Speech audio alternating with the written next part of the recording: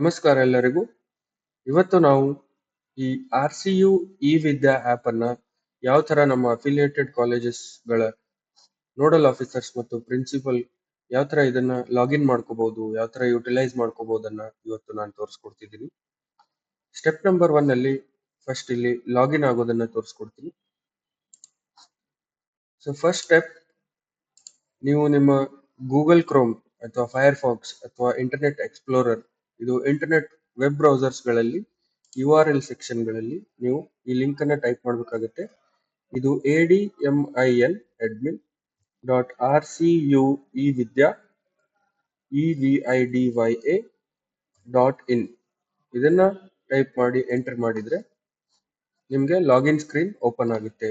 ಮತ್ತೆ ಪುನಃ ನೀವು ನೋಡ್ಕೋಬಹುದು ಕಂಪ್ಲೀಟ್ ಲಿಂಕ್ admin.rcuevidya.in. ಸೊ ನಿಮ್ಗೆ ಇಲ್ಲಿ ಕೇಳ್ಕೊಳ್ಳೋದೇನಂತಂದ್ರೆ, ನಿಮ್ಮ ಕಾಲೇಜಸ್ಗಳಿಗೆ ಸಪರೇಟ್ ಆಗಿ ಒಂದೊಂದು ಯುನೀಕ್ ಯೂಸರ್ ನೇಮ್ ಮತ್ತು ಪಾಸ್ವರ್ಡ್ ಗಳನ್ನ ಕೊಡಲಾಗುತ್ತದೆ.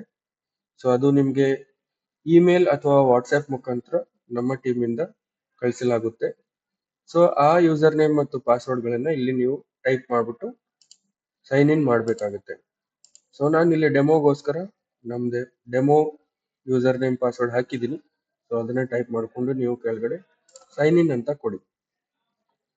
ಸೈನ್ ಇನ್ ಅಂತ ಕೊಟ್ಟ ನಂತರ ನಿಮ್ಗೆ ನಿಮ್ದು ಡ್ಯಾಶ್ ಬೋರ್ಡ್ ಓಪನ್ ಆಗುತ್ತೆ. ಇದು ಡ್ಯಾಶ್ ಬೋರ್ಡ್. ಸೊ ಇದು ನೀವು ಈಗ ಸಕ್ಸಸ್ಫುಲಿ ಲಾಗಿನ್ ಆಗಿದ್ದೀರಾ.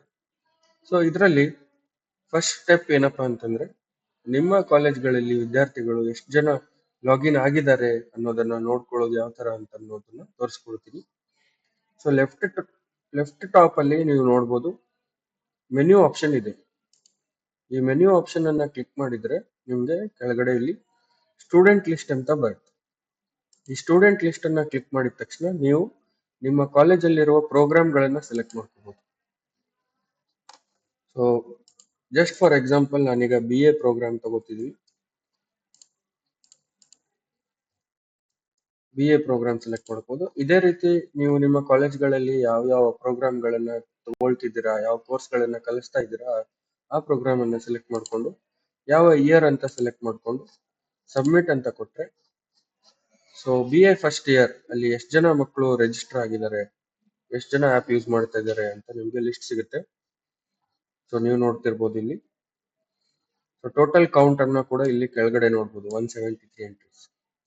ಸೊ ಈ ರೀತಿ ಕಂಪ್ಲೀಟ್ ಸ್ಟೂಡೆಂಟ್ ಡೇಟಾ ನಿಮ್ಮ ಹತ್ರ ಸಿಗುತ್ತೆ. ಧನ್ಯವಾದಗಳು.